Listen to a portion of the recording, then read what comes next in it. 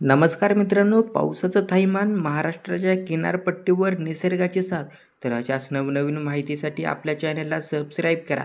आणि आज आहे 23 मे शुक्रवार. तर आजचा हवामान अंदाज आपण आजच्या व्हिडिओत जाणून घेऊया.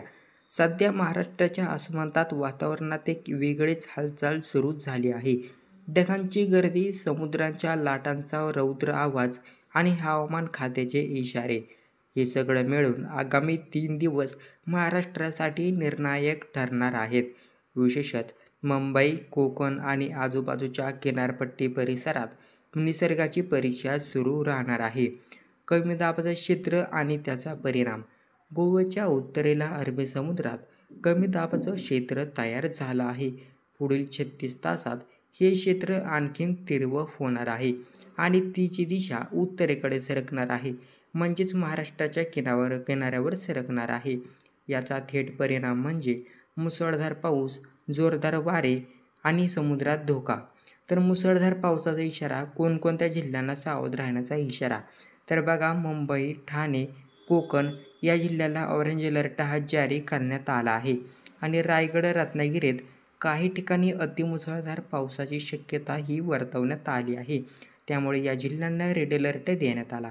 घाटमाथा परिसरातील पुणे, सातारा, कोल्हापूर या भागात जोरदार पावसाचा इशारा हवामान विभागाने दिला आहे.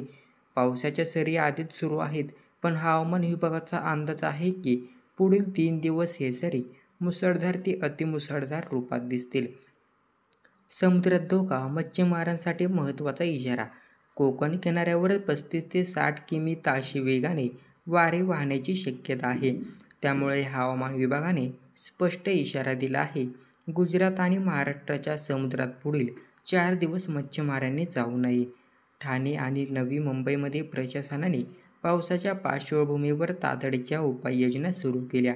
महापालिकांच्या आपत्ती व्यवस्थापन यंत्रणा सतर्क, बचावकार्याचे साहित्य तयार आणि नागरिकांना सतर्क राहण्याचा सल्ला. तर पुढील काही दिवस महाराष्ट्रासाठी हवामानाच्या दृष्टीने महत्त्वाचे ठरणार आहेत. पाऊस फक्त आनंद नाही, तर काळजी घ्यायची गरज आहे. त्यामुळे नागरिकांनी अधिकृत इशारे गांभीर्याने घ्यावेत व सुरक्षेच्या दृष्टीने योग्य ती पावलं उचलावीत. ही माहिती उपयुक्त वाटली तर तुमच्या मित्रांना शेअर करा. धन्यवाद.